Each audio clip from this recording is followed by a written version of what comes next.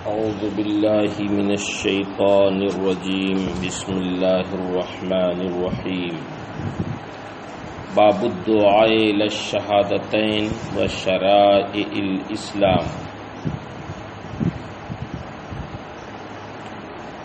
یہ باب ہے شہادتین اور اسلام کے احکام کی طرف دعوت دینے کا۔ اس باب میں امام مسلم رحمہ اللہ نے حضرت معاذ بن جبل رضی اللہ تعالی عنہ کی حدیث ذکر فرمائی ہے۔ یہ 3 سندوں سے اس حدیث کو انہوں نے ذکر کیا۔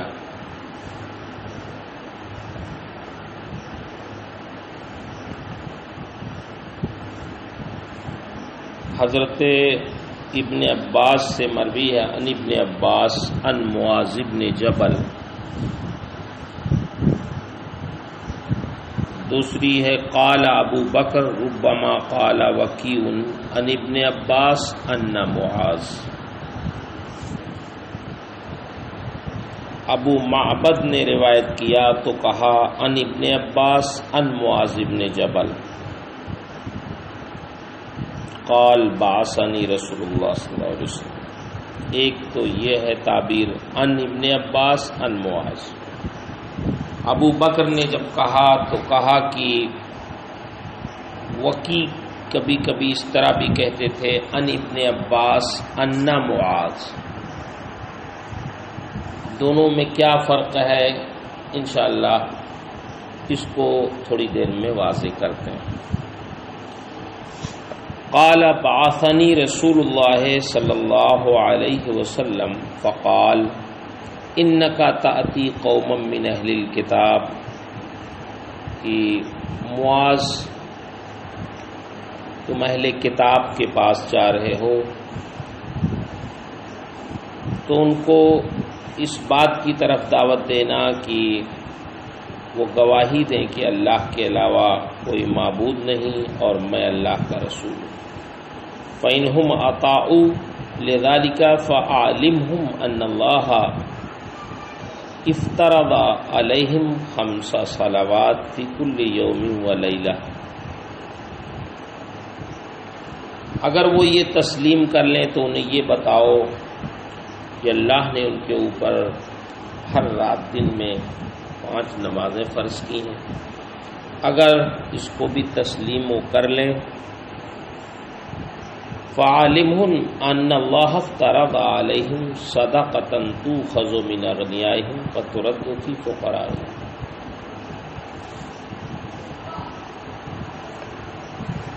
تو انہیں یہ بتاؤ کہ اللہ تعالی نے ان پر زکوٰۃ فرض کی ہے جو ان کے مالداروں سے لی جائے گی اور ان کے فقراء میں تقسیم کی جائے گی۔ اگر وہ یہ مان لیں تو تم ان کے عمدہ مال لینے سے بچو اور مظلوم کی بد دعا سے بچو، کیونکہ مظلوم کی بد دعا اور اللہ کے درمیان کوئی حجاب نہیں ہوتا۔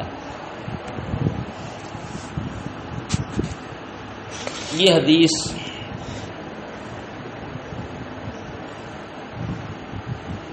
امام وکیع کی طرح زکریا نے بھی روایت کی۔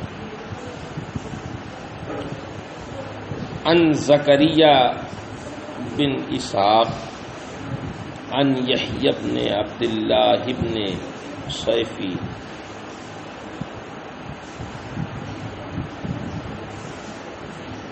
ان ابی معبد ان ابن عباس۔ امام وکیع نے زکریا سے پہلی والی حدیث میں روایت کیا تھا، یہاں ابو عاصم نے زکریا سے روایت کیا، امام وکیع ہی کی حدیث کی طرح۔ پھر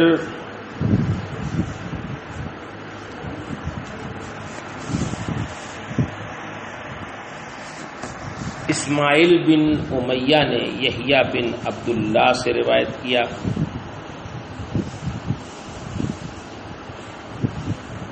یعنی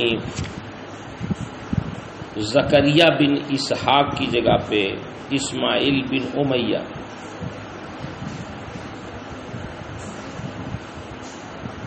ان ابن عباس ان رسول اللہ صلی اللہ علیہ وسلم لما بعث معاذا الی الیمن. اس میں گویا یہ بتانا چاہتے ہیں کہ حضرت ابن عباس نے براہ راست یہ حدیث روایت کی، اس میں حضرت معاذ بن جبل واسطہ نہیں ہے.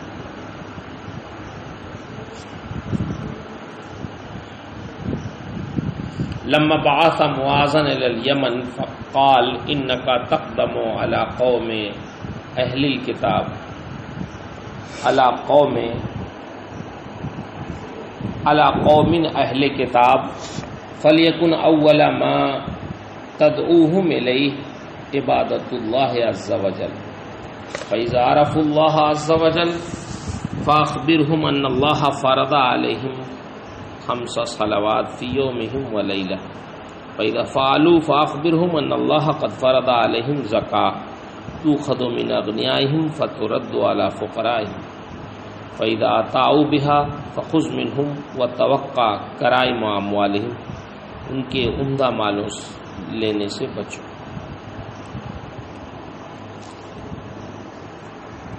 اس میں ساری حدیثوں میں حضرت سیدنا معاذ بن جبل رضی اللہ تعالی عنہ ہیں. آپ کا نام معاذ بن جبل بن عمرو بن اوس ہے. آپ انصاری صحابی ہیں. آپ کی کنیت ابو عبد الرحمن ہے. آپ اعیان صحابہ میں شمار ہوتے ہیں. 18 سال کی عمر میں آپ نے اسلام قبول کیا. بدر اور تمام غزوات میں آپ شریک ہوئے. عہد رسالت میں قرآن مقدس آپ نے حفظ کر لیا. ہجرت کے بعد جب نبی کریم صلی اللہ علیہ وسلم مدینہ منورہ تشریف لائے تو یہ بہت ہی انہماک کے ساتھ دین کے احکام اور قرآن و سنت کی تعلیم و تحصیل میں مصروف ہو گئے. یہاں تک کہ قرآن و سنت کے بہت بڑے عالم بن گئے. حتیٰ کہ آپ نوجوان ہونے کے باوجود عمر رسیدہ صحابہ کرام کی موجودگی میں لوگوں کے مسائل کے مرجع بن گئے. لوگ آپ ہی کی طرف اپنے مسائل میں رجوع کرتے تھے. قرآن و حدیث اور فقہ میں آپ امتیازی شان رکھتے تھے. عہد رسالت میں خود صحابہ کرام آپ سے احادیث دریافت کرتے. فتح مکہ کے بعد نبی کریم صلی اللہ علیہ وسلم نے آپ کو اہل مکہ کی تعلیم کے لیے مقرر فرمایا تھا. پھر آپ نے یمن کا قاضی بنایا حضرت معاذ کو اور معلم بنا کر آپ کو یمن بھیجا تھا. نبی کریم صلی اللہ علیہ وسلم کو آپ سے بہت زیادہ انسیت تھی. حتیٰ کہ کبھی کبھی سواری پر آپ کو اپنے پیچھے بیٹھا لیا کرتے. دین کی بہت سی اہم باتیں خود سواری پر ہی آپ سے ارشاد فرماتے. نبی کریم صلی اللہ علیہ وسلم جب آپ سے مخاطب ہوتے تو آپ کے ادب و احترام کا عالم یہ تھا کہ آپ لبیک و سعدیک یا رسول اللہ کہہ کر نہایت ہی ادب و احترام سے سرکار کی باتوں کا جواب دیتے. آپ کے سینے میں بہت ساری احادیث محفوظ تھیں، لیکن ان سب کے باوجود احادیث کی روایت میں بہت احتیاط سے کام لیتے تھے. یہی وجہ ہے کہ آپ سے جو احادیث ملتی ہیں وہ 157 احادیث مروی ملتی ہیں. صحابہ کرام میں حضرت ابن عباس، حضرت ابو موسیٰ اشعری، حضرت ابن عمر، عبد الرحمن بن سمرہ، حضرت عبداللہ بن عمرو، حضرت ابن ابی اوفا، حضرت سیدنا انس، حضرت جابر، ان کے علاوہ بہت سے صحابہ کرام نے آپ سے حدیثیں روایت کی. بہت سارے جلیل القدر تابعین نے بھی آپ سے احادیث کی روایت کی. حضرت امیر المومنین عمر بن خطاب رضی اللہ تعالی عنہ نے اپنے عہد خلافت میں آپ کو ملک شام کا گورنر بھی مقرر فرمایا تھا، اور وہیں پر آپ 18 ہجری میں طاعون امواس کے شکار ہو گئے، اور وہیں پر باختلاف روایت 31 سال یا 34 سال یا 38 سال کی عمر میں اسی بیماری میں انتقال کر گئے۔ صحاح ستہ میں آپ کی احادیث پائی جاتی ہیں۔ یہ مختصر سے حالات تھے حضرت سیدنا معاذ بن جبل رضی اللہ تعالیٰ عنہ کے، جو اس حدیث کے راوی ہیں۔ امام مسلم رحمہ اللہ کا احتیاط آپ نے دیکھا کہ آپ کا طریقہ یہ ہے کہ اگر کوئی حدیث صیغہ ان اور بغیر ان کے مثلا انا وغیرہ سے مروی ہے تو وہ دونوں کو ایک ساتھ جمع کر کے بیان کر دیتے ہیں۔ یہ ان کی غایت درجہ احتیاط اور تحقیق ہے۔ مثلا اس حدیث میں آپ دیکھیں، آپ نے پہلے یوں فرمایا ان ابن عباس ان معاذ، پھر ثانیاً یوں فرمایا ان ابن عباس ان معاذ۔ اس سے حضرت امام مسلم نے یہ واضح فرمایا کہ من حیث الاتصال ان اور انا کی روایت میں فرق ہے۔ جمہور محدثین کا موقف یہی ہے کہ جیسے ان اتصال سند پر محمول ہوتا ہے، ویسے ہی انا بھی اتصال پر محمول ہوتا ہے، لیکن بعض محدثین کا موقف یہ ہے کہ انا ان کے ساتھ لاحق نہیں ہوتا، بلکہ یہ انقطاع پر محمول ہو کر مرسل ہو جاتا ہے۔ لیکن مشہور مذہب پر صحابی کی مرسل حدیث بھی متصل کے حکم میں ہے، لہذا امام مسلم نے یہاں پر بیان سند میں احتیاط سے کام لیا اور حدیث کو دونوں لفظوں سے بیان فرمایا۔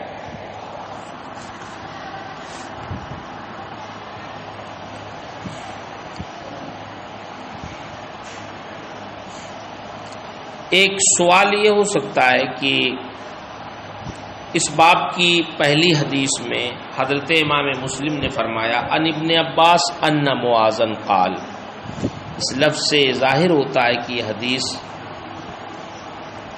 حضرت معاذ بن جبل کے مسند سے ہے، یعنی یہ حدیث حضرت معاذ بن جبل رضی اللہ تعالی عنہ سے منقول ہے۔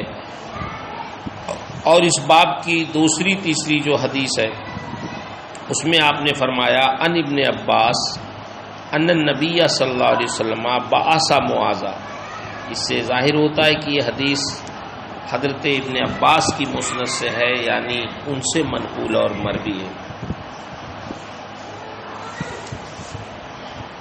تو دونوں میں تطبیق کی کیا صورت ہوگی؟ امام محدثین نے اس سلسلے میں تطبیق کی صورت ذکر کی ہے کہ ہو سکتا ہے ابن عباس نے اس حدیث کو حضرت معاذ بن جبل سے سنا ہو، اور اس حدیث کی روایت کے وقت کبھی آپ نے اسے متصلاً روایت کر دیا ہو اور کبھی معاذ کو محذوف کر کے اسے مرسلاً روایت کیا ہو،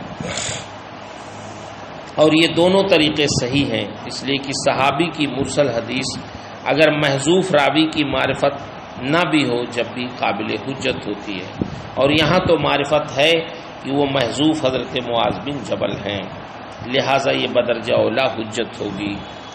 یہ بھی جواب دیا جاتا ہے، جو اچھا جواب ہے، کہ اس حدیث کو حضرت ابن عباس نے حضرت معاذ سے سنا ہو، اور جب سرکار علیہ الصلاۃ والسلام انہیں ہدایت و نصیحت دے کر یمن بھیج رہے تھے تو موقع پر حضرت ابن عباس بھی موجود رہے ہوں، تو حضرت ابن عباس کبھی اس حدیث کی روایت اپنے موجود رہنے کی بنیاد پر بغیر حضرت معاذ کے واسطے کے کر دی ہو، اور کبھی ان کے واسطے سے کر دی ہو، لہذا دونوں طریقے روایت کے جائز ہوں گے۔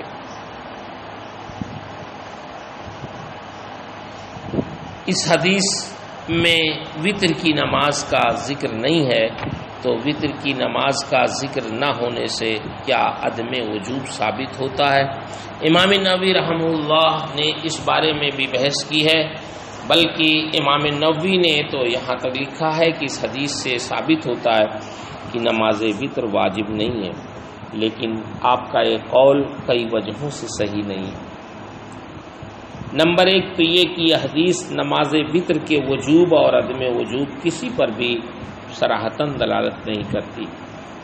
دوسری بات یہ ہے کہ اس حدیث میں صرف فرائض کا حکم ہے اور وتر اور عیدین کی نماز کی فرضیت کا کوئی بھی قائل نہیں ہے۔ تیسری بات یہ ہے کہ نماز وتر نماز عشاء کے توابع اور ملحقات سے، لہٰذا یہ نماز عشاء کے ساتھ لاحق ہوگی۔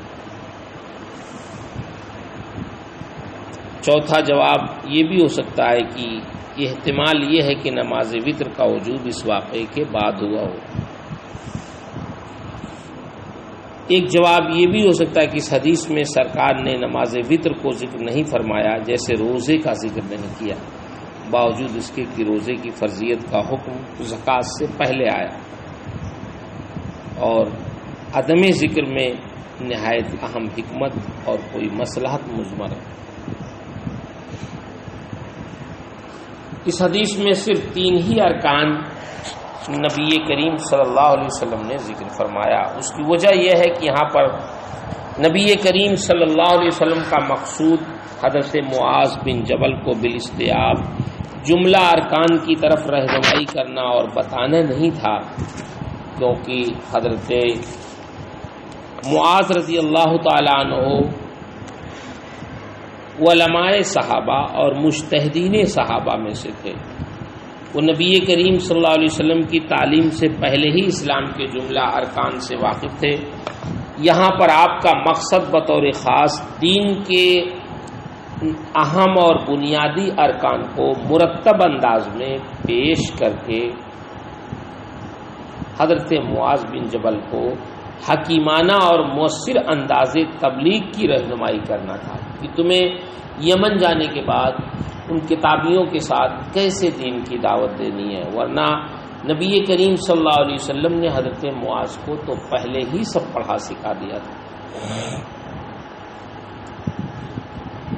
یہ بتانا تھا کہ یہاں کی پہلے تم انہیں ترتیب وار بتدریج ان بنیادی ارکان شہادتین، نماز اور زکوٰۃ کا حکم دینا، کیونکہ ان کی ادائیگی بلحاظ دیگر ارکان روزہ اور حج کے ان پر زیادہ شاق ہے۔ اس لیے کہ شہادتین کے اقرار کا مطلب اپنے آبا و اجداد کے دین کو باطل قرار دینا تھا، ان سے منہ موڑنا تھا، اور ظاہر ہے کہ ان کے لیے ایک مشکل کام تھا۔ اسی طرح دن رات میں اپنے سارے کام چھوڑ کر ایک بار نہیں بلکہ 5 بار نماز پڑھنا بھی ایک بہت بڑا مشقت کا کام تھا۔ اسی طرح زکوٰۃ کی ادائیگی بڑے دل گردے کا کام تھا، اس لیے کہ جو مال کافی محنت اور جد و جہد کے بعد حاصل ہوتا ہے، اسے راہ خدا میں دے دینا کوئی آسان کام نہیں ہے۔ اس لیے اللہ کے نبی نے حضرت معاذ بن جبل کو سمجھا دیا کہ پہلے تم ان ارکان کی بجاوری کا ان سے اقرار اور اعتراف کرا لینا، جب وہ ان مشقت بھرے کاموں کا اعتراف اور اقرار کر لیں تو بقیہ ارکان جو تم جانتے ہو ان کے سامنے رکھنا۔ ایسا نہ ہو کہ ارکان کی ایک لمبی فہرست ان کے سامنے رکھ دو کہ وہ اسے سنتے ہی کنارہ کش ہو جائے۔ یہ مقصد تھا۔ اس حدیث سے ثابت ہوتا ہے کہ خبر واحد قابل قبول اور معتبر ہے، کیونکہ حضرت معاذ کو تنہا بھیجا تھا۔ اس حدیث سے ثابت ہوتا ہے کہ کفار سے قتال کے پہلے انہیں اللہ تعالیٰ کی وحدانیت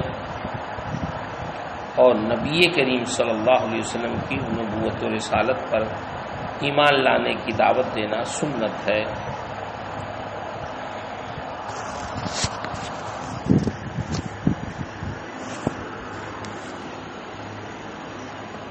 اس حدیث سے یہ بھی ثابت ہوتا ہے کہ اقرار شہادتین کے بغیر کسی پر مسلم ہونے کا حکم نہیں لگایا جائے گا۔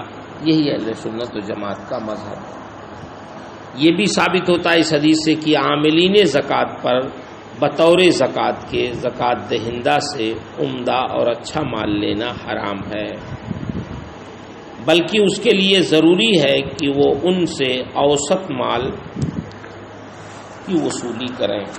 اسی طرح زکوٰۃ دینے والے پر یہ حرام ہے کہ وہ اپنے ردی اور گھٹیا مال کو بطور زکوٰۃ دے. البتہ اگر سارا مال عمدہ ہے تو عمدہ مال ہی لیا جائے گا. احناف کا یہی مذہب ہے. اس حدیث سے بھی ثابت ہوتا ہے کہ مال زکوٰۃ انہی میں دیا جائے گا جن سے لیا جائے گا، یعنی ان کے ہم مذہب.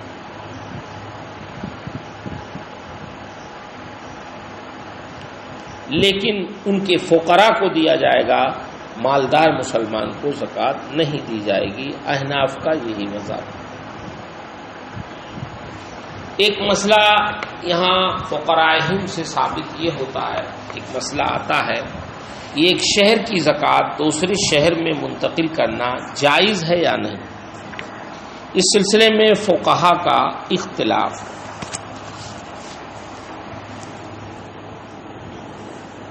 شوافع کا مذہب یہ ہے کہ ایک شہر اور علاقے کی زکوٰۃ اگر اس شہر میں زکوٰۃ کے مستحقین موجود ہیں تو دوسری شہر میں منتقل کرنا جائز نہیں ہے. اگر منتقل کر دیا تو زکوٰۃ ادا نہیں ہوگی. احناف کا مذہب یہ ہے کہ اگر شہر میں مستحقین زکوٰۃ ہیں تو ایک شہر اور علاقے کی زکوٰۃ دوسرے شہر یا علاقے میں منتقل کرنا جائز نہیں ہے، جیسا کہ شوافع کہتے ہیں. لیکن اگر منتقل کر دیا تو ہمارے نزدیک زکوٰۃ ادا ہو جائے گی، اگرچہ ایسا کرنا مکروہ ہے.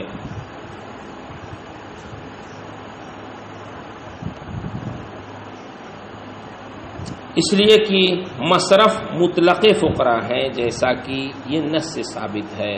فقرائہم سے مراد فقرائے مسلمین ہمارے یہاں مراد ہے، اور شوافع کے نزدیک فقرائہم سے مراد یہ ہے اسی شہر کے فقراء.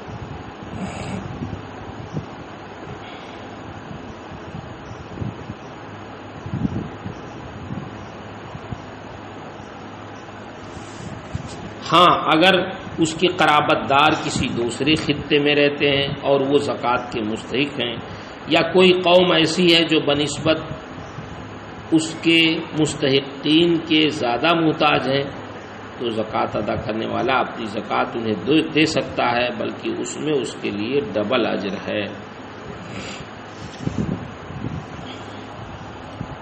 ایک مسئلہ یہ بھی آتا ہے کہ کفار عبادات کے مخاطب ہیں یا نہیں. بعض علماء نے نبی کریم صلی اللہ علیہ وسلم کے اس ارشاد فَإِنْهُمْ أَطَاعُوا لِذَلِكَ فَعَلِمْهُمْ أَنَّ عَلَيْهِمْ سے اس پر استدلال کیا ہے کہ کفار فروعات شرعیہ مثلا نماز، روزہ، زکوٰۃ، منہیات کے مخاطب نہیں ہیں، کیونکہ سرکار نے حضرت معاذ بن جبل کو یہ ہدایت دی کہ جب وہ لوگ شہادتین کا اعتراف اور اقرار کر لیں اور اس پر ایمان لے آئیں تو انہیں بتانا کہ تم پر نماز اور زکوٰۃ کی ادائیگی فرض ہے. یہ اس پر دال ہے کہ جب تک وہ لوگ شہادتین کا اقرار کر کے ایمان نہ لائیں ان پر نماز، روزہ وغیرہ کی ادائیگی واجب نہیں. یہ مسئلہ چونکہ عقائد کا ایک اہم مسئلہ ہے، اس لیے فقہائے کرام کے اقوال کی روشنی میں اسے سمجھنے کی ضرورت ہے. کفار ایمان کی طرح عبادات کے بھی مکلف ہیں یا نہیں، یہ عقائد کا ایک اہم مسئلہ ہے جن میں فقہا کا اختلاف ہے.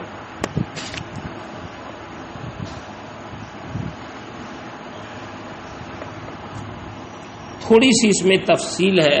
اللہ تعالیٰ نے اپنے بندوں سے دو باتوں کا مطالبہ کیا، ایک ایمان اور ایک عمل. عمل کی تین صورتیں ہیں، عبادات، عقوبات، معاملات. اس پر تو سب کا اتفاق ہے کہ کفار ایمان، معاملات اور عقوبات کے مخاطب ہیں. تاہم عقوبات اور معاملات کے کچھ مسائل میں وہ مستثنی بھی ہیں. تفسیرات احمدیہ میں علامہ مولا احمد جیون فرماتے ہیں ان الکفار یخاطبون بالایمان والمعاملات والعقوبات فی حق المؤاخذہ فی الآخرہ اما فی الدنیا فلا. علامہ شامی فرماتے ہیں انہم مخاطبون بالایمان وبالعقوبات سوا حد الشرب والمعاملات، یعنی کفار بھی ہماری طرح ایمان، عقوبات اور معاملات کے مخاطب ہیں، البتہ کچھ صورتوں میں انہیں استثناء حاصل ہے۔ مثلا شراب پینے پر ذمی پر حد نہیں جاری کی جائے گی، اسی طرح اگر وہ باہم شراب اور خنزیر کے خرید و فروخت کا کاروبار کریں تو ان کے لیے جائز ہوگا، کیونکہ یہ ان کے حق میں ایسا ہی ہے جیسے کہ ہمارے لیے شربت اور بکری۔ علامہ شامی رحمہ اللہ فرماتے ہیں عقدہم علی الخمر والخنزیر فإنہ کعقدنا علی الاسیر والشاہ۔ اسی طرح کچھ اور بھی صورتیں ہیں، حاصل یہ ہے کہ استثنائی صورتوں کو چھوڑ کر عام معاملات میں مسلمانوں کی طرح کفار بھی ان کے مخاطب ہیں، مثلا چوری، زنا وغیرہ کے ارتکاب پر جیسے مسلمانوں پر حد شرعی جاری ہوگی ان پر بھی اسی طرح جاری ہوگی۔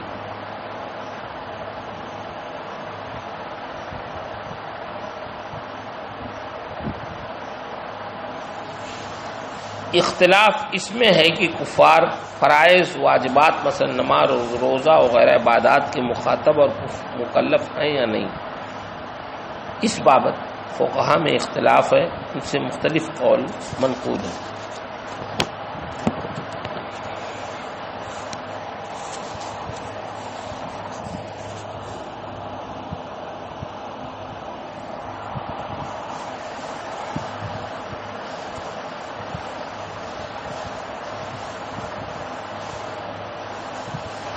فقہائے سمرقند کا موقف یہ ہے کہ وہ عبادات کے مخاطب نہیں ہیں، نہ تو اداءً نہ اعتقاداً، یعنی ان پر نہ تو یہ ضروری ہے کہ وہ عبادات مثلا روزہ، نماز وغیرہ کی فرضیت کا اعتقاد رکھیں، نہ ہی ان پر یہ فرض ہے کہ وہ ان عبادات کی ادائیگی کریں، لہذا بروز قیامت ان پر عبادات کے عدم اعتقاد اور عدم ادائیگی کسی بھی وجہ سے عذاب نہیں ہوگا۔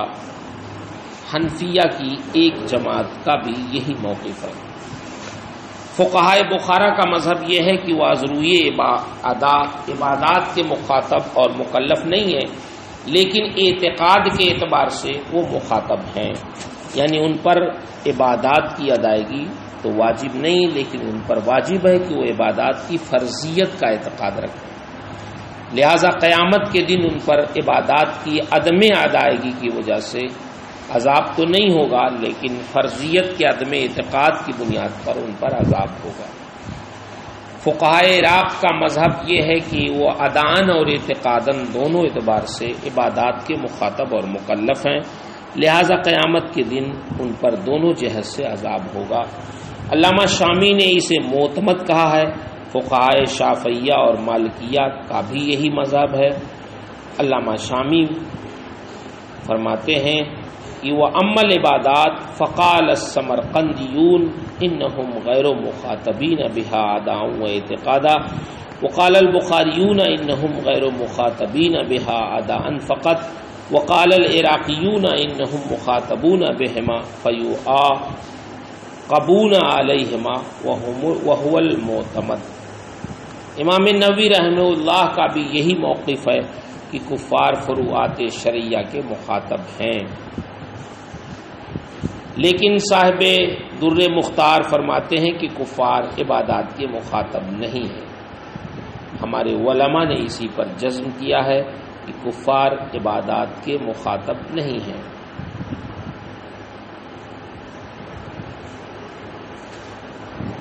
تفسیر احمدیہ میں ہے ان الکفار یخاطبون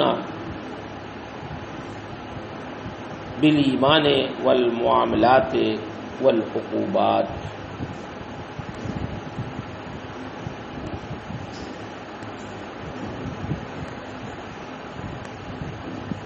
لگتا ہے یہاں اللہ چھوٹ گیا۔